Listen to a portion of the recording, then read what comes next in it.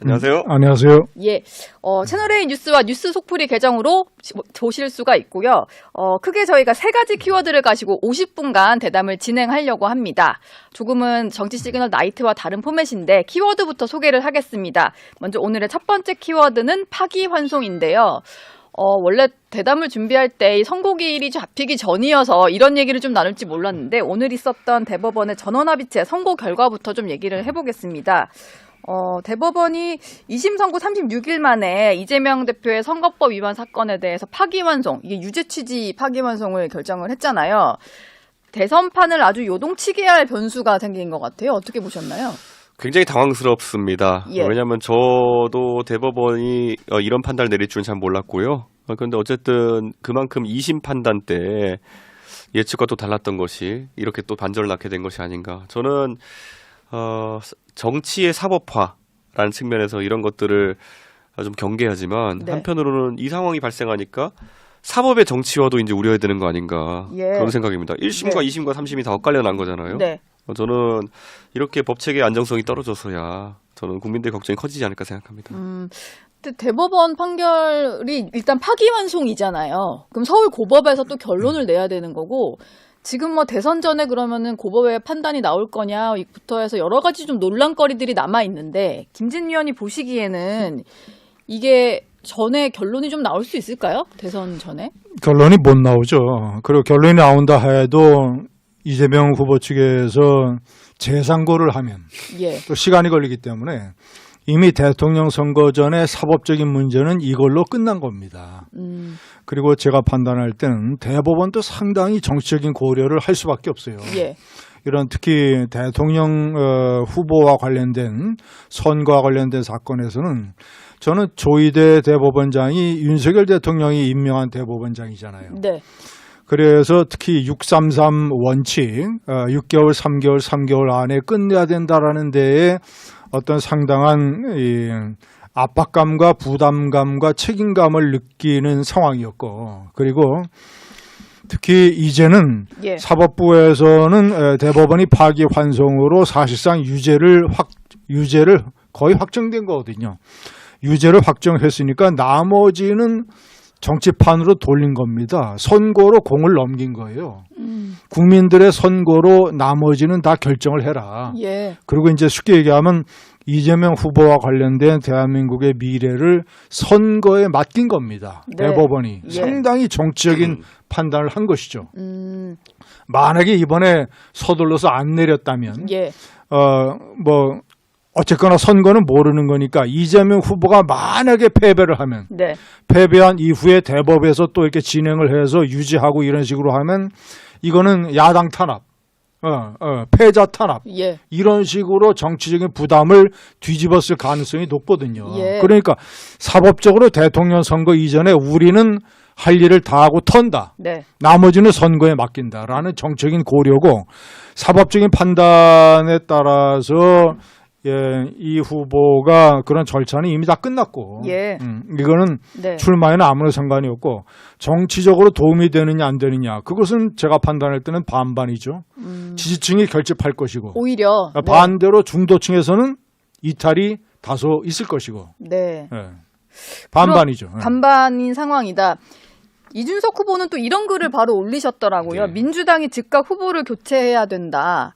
그리고 얘기를 하셨던 게 무죄 추정의 원칙이 더 이상은 좀 의미가 없다. 왜냐면 이거는 유죄 취지로 파기환송이라서 유죄는 변함이 없는 거니까요. 그렇죠. 이게 예. 그 원심으로 내리게 되면요. 이게 그 법원조직법 8조에 사실 이 다시 하급심이 판단할 때는 상급심의 판단에 약간 종속되는 그런 결과가 있습니다. 예. 그렇기 때문에 다른 판단이 나올 수가 없어요. 한 1, 2% 정도의 사리에서 다른 판단이 나오는 경우가 있는데 네. 그거야말로 새로운 증거나 새로운 진술이 나왔을 경우에 가능한 것이고 이 사건이 워낙 오래 진행돼가지고 갑자기 새로운 증거가 현출될 가능성은 거의 없다. 그렇기 때문에 이것은 사실상 유죄 판단이 맞다. 예. 99.999% 정도 순도로 네. 유죄 판결이다. 이렇게 근데 알고 그런데 다른 측면이 예. 있죠. 그러니까 어떤 측면일까요? 우선 첫째는 2심에서 다시 판결을 내린다 하더라도 예. 유죄 판결을 내리면서 벌금 100만 원 미만으로 때리게 되면 그렇죠. 그러면 피선거권이 그대로 유지가 되는 거예요. 네. 그러니까 출마는 가능한 거죠. 대법원에서 유죄 취지로 파기환송을 했다고 해서 이재명 후보를 교체해야 된다라는 거는 법리적으로는 조금 아직 좀 약간 예. 좀 여지가 있죠. 그것은 그러니까 예. 2심이 어떤 판결을 낼지 모르는 거예요. 네. 유죄를 다시 재확인하면서도 벌금 100만 원 미만이면 이재명 후보는 아무 문제가 없는 것이죠. 예. 그러니까 이미 보십시오. 170석을 가진 제1야당의 제1야당도 아니죠. 지금 제1정당이죠. 예. 여당이 없으니까. 없으니까요. 제1정당의 대통령 후보를 그리고 여론조사에서 50% 가까이 받는 후보를 법원에서 지금 뭐 정치적으로 후보를 교체해야 된다 안 한다 이런 논란에 불을 붙이는 게 아니라 네. 제 생각은 아까도 말씀드렸다시피 법원의 할 일을 털어버리고 예. 선거에 다 넘겨버린 겁니다. 선거에. 네. 그러니까 만약에 이재명 후보가 만약에 대통령이 되면 네. 그 다음서부터는 정치판과 선거판으로 해서 봐라 우리는 최종적으로 국민의 심판을 받았다. 네. 이런 식의 논리가 이재명 후보 측에 가능하도록 만들어 버린 거예요. 만약에 낙선을 하면 그걸로 이제 완전히 끝이고 예. 그런 현 상황이라고 판단됩니다. 예. 근데 이게 살펴보면요, 그 정치는 약간은 선거전이 가까워지면 기세 싸움이 있습니다. 근데 기세 싸움이 있어가지고 민주당 측에서 조금 주춤할 수밖에 없는 상황이 되었다. 네. 제가 이 판결이 나온 직후에 제가 먼저 말을 건 것도 아닌데 한 2명 정도 된 민주당 의원이 저한테 먼저 메신저로 연락이 오더라고요. 그래요? 네. 뭐라고 왔던가요? 야 이거 어떻게 되는 거냐 이렇게 오더라고요. 네. 그분들은 친명계는 아닌가 봐요. 제가 좀 예측하건데. 친명계로 알려진 분 하나 있습니다. 예. 네. 야, 이게 이거 지금 우리 당 어떻게 해야 되냐 뭐 이런 얘기일까요? 그 자신들의 어쨌든 당 내에서 의원들 단톡방이라는 건 뜨거워졌는데 네. 밖에서 보는 관점은 어쩌냐라는 걸 물어보는 거더라고요. 근데 제가 봤을 때는 예. 이게 사실 보수 진영에서 지금 뭔가 이슈화하고 아니면은 좀 목소리를 내볼 만한 이슈가 없다가 네. 이번에 이게 등장함으로 인해 가지고 예. 한동안 굉장히 이것 때문에 기세 싸움에서는 보수 쪽이 기세를 올릴 것이다 예. 라는 이야기를 했고 마침 내일을 끝으로 해가지고 좀 긴 연휴에 들어갑니다. 그쵸. 다음 주 뭐 월화가 이제 휴. 그러면은 이게 무슨 이슈 박제 효과가 좀 있습니다. 아. 네. 이게 사실 평일 중에 이슈가 발생하는 그런 경향성이 예. 있는데 휴일 중에는 뭐 언론인들도 사실 새로운 이슈를 취재하거나 이런 게 좀 어렵기 때문에 네. 그러면 마지막에 박제된 이슈로 이제 일주일을 거의 가는 겁니다. 오늘 뉴스까지 좀 주의 깊게 본 이후에 쉬고 오면 이제 이게 계속 가는 거군요. 휴일 연휴 기간. 그러니까 동안에는. 오늘 이렇게 되고 내일 한덕수 권한대행의 출마 선언이 예상되어 있고 예. 그러면 이재명은 약간 한 단계 내상을 입고 그 한덕수 대행은 조금 이제 뭐 새로 출발하는 의미에서 예. 일정이 잡히고 그 다음에 요거 박제된 상태로 이제 한 4, 5일 가는 겁니다. 그거를 저는 이제 아마 보수 진영에 있는 사람들 중에 일부가 노리지 않았을까라는 예. 생각을 하는데 네. 저는 그런데 뭐 별 영향이 있을까 싶긴 하거든요. 선거에는 별 영향이 없을 것 같으세요? 이게 우리가 자꾸 경중을 따지게 되면 지금 지금 이 극장의 상영 제목으로 걸려 있는 거는 네. 윤석열 통일의 계엄과 그다음에 탄핵이에요. 예. 근데 여기서 지금 선거법은 사실 이 사람이 흉악범인이 아니냐에 대한 문제는 아니거든요. 네. 네, 축구 경기할 때 룰을 어겼느냐 약간 이런 것에 대한 부분인데 이거로 계엄과 맞상대하겠다. 약간은 결이 안 맞고 격이 안 맞는 격이 있거든요. 예. 중요한 변수는 TV 토론이라고 봅니다. 이제 한동훈이냐 김문수냐 이쪽에서 후보가 정해질 거 아니에요. 네. 자, 그럼 이재명 후보하고 1대1로 토론을 하는데 그때 이제 새로운 어떤 이슈가 하나 새로 등장을 한 것이죠. 중요한 이슈가. 네. 이재명의 선거법 대법원의 사실상 유죄. 이거를 가지고 집중적으로 이제 국힘의 후보가 물고 늘어질 가능성이 있죠. 예. 그런데 제가 아까 반반이라고 얘기한 게 이재명 후보는 틀림없이 이렇게 받아칠 겁니다. 최종적으로 국민의 심판에 맡기자. 아까도 뭐 국민의 뜻 얘기를 많이 강조하더라고요. 벌써 그 딱 포맷이 이재명 대표 머릿속에서 그려진 거예요. 예. 그래서 최종적으로 국민의 선택에 맡기자 하면서 지지층 결집을 극도로 자극할 겁니다. 그런 이재명 후보를 제대로 논리적으로 그리고 감정적으로 국민의 후보가 공략하지 못하면 예. 중도층에서 이재명 표를 빼서 오는 것도 이 이슈 가지고는 크게 힘들 거예요. 네. 그래서 저는 변수가 TV 토론이다. TV 이렇게 봅니다. 토론이다. 네. 지금 민주당에서는 뭐 특히 친명계에서는 대세에 지장이 없다. 방금 말씀하신 대로 대통령은 국민이 선출하는 거다. 대법원이 선출하는 게 아니다. 뭐 이런 얘기를 하고 있는데 이재명 후보가 워낙 좀 압도적인 득표율로 후보가 되긴 했잖아요. 근데 아까도 뭐 일부 의원들이 뭐 민주당 소속 의원들이 이준석 후보에게 연락을 한다라고 하는데 이게 고법의 결정이 언제 나올지 모르는 이런 상황에서 후보 교체 여론이 조금 내부적으로도 나올 여지는 없을까요? 이게 실제 후보 교체 가능성이 있고 이래서기보다는요. 예. 이게 대선이란 게 생각보다 치열해가지고 대선 경선에서 지금 2명의 후보가 또 있었잖아요. 민주당에도. 있었죠. 그래서 이분들 입장에서는 지금 부글부글 끓고 있을 겁니다. 그러면 알게 모르게 자꾸 그런 메시지가 밖에 나가게 되고 언론은 또 그런 심리를 잘 포착해가지고 네. 균열을 내려고 할 테니까 아마 앞으로 좀 며칠간은 익명 보도를 통해 가지고 그런 민주당 내에서 이슈가. 다른 의견들이 조금씩 보도로 나오지 않을까 생각합니다. 왜냐면은 저는 후보 교체론이 별로 안 나올 거라고 그래요? 봐요. 네. 우선 첫째는 법리적으로 2심이 유죄 선고를 한다 하더라도 100만 원 이상 때린다는 보장이 없거든요. 없지만 반대로는 또 있기도 있는 거잖아요. 그렇죠. 그런데 예. 그 확정되지 않은 걸 가지고 현재 거의 90%로 득표율로 된 후보를 교체한다? 예. 아 이거는 논리가 안 맞죠. 법리가 안 선다. 뭐 예? 일단 당원들도 수긍하지는 못할 것 같아요. 그래서 후보 교체론을 뭐 김동연 지사나 김교수 전 지사 측에서는 낼 엄두도 못 낼 것이고 예. 만약에 그거 뻥끗하다가는 김동연 지사는 다음번에 공천을 못 받을 겁니다. 네. 그래서 제가 그래서 제가 조용히 이제 익명 발언으로 나올 것이다라고 얘기한 거거든요. 아무래도 그렇죠. 내부에 이제 대놓고 말은 못해도 근데 좀 잠재되어 있는 그게 목소리가. 강할 수가 없어요. 네. 예. 법리상 그리고 일종의 지금 현재 야당 탄압이고 대법원의 선거 개입으로 몰아붙이기 때문에 네.